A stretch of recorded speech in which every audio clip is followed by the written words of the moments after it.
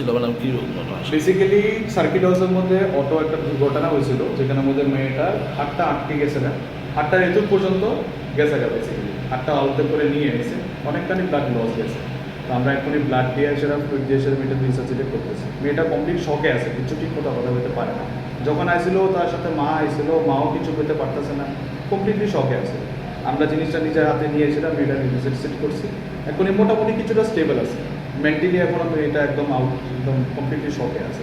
এখনই আমরা অর্থোপেডিক্স টিমের কাছে আমরা পেশেন্টটা হ্যান্ড ওভার করে দিছি, তারা সিটিবিএস আর প্লাস্টিক সার্জারির সাথে কনসাল্ট করে নেক্সট বেস্ট স্টেপস নেওয়া হবে। হাতটা কোনো রকম কি বাঁচানো যাবে, মানে এরকম?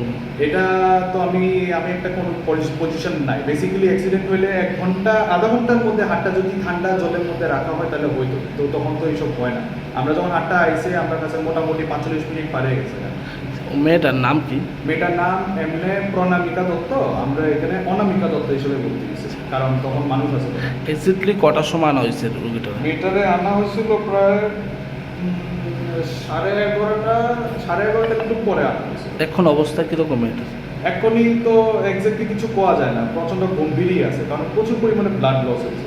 আমরা এখনই পেশেন্টের এত পরিমাণ ব্লাড লস হয়েছে যে পেশেন্টের স্ক্যানে পাঠানো সেও করা যাচ্ছে না। আমরা রিসার্চ করতেছি, আগামী 24 ঘন্টার মধ্যে যদি কিছুটা ইমপ্রুভ হয় তাহলে আমরা স্ক্যান করে বাকি অঙ্গ দেখুন কোনোখানে ড্যামেজ আছে কিনা। আপনার নামটা স্যার? আমার নাম ডক্টর শান্তনু দেবনাথ, আমি ট্রমাতে জুড়ে গেছি।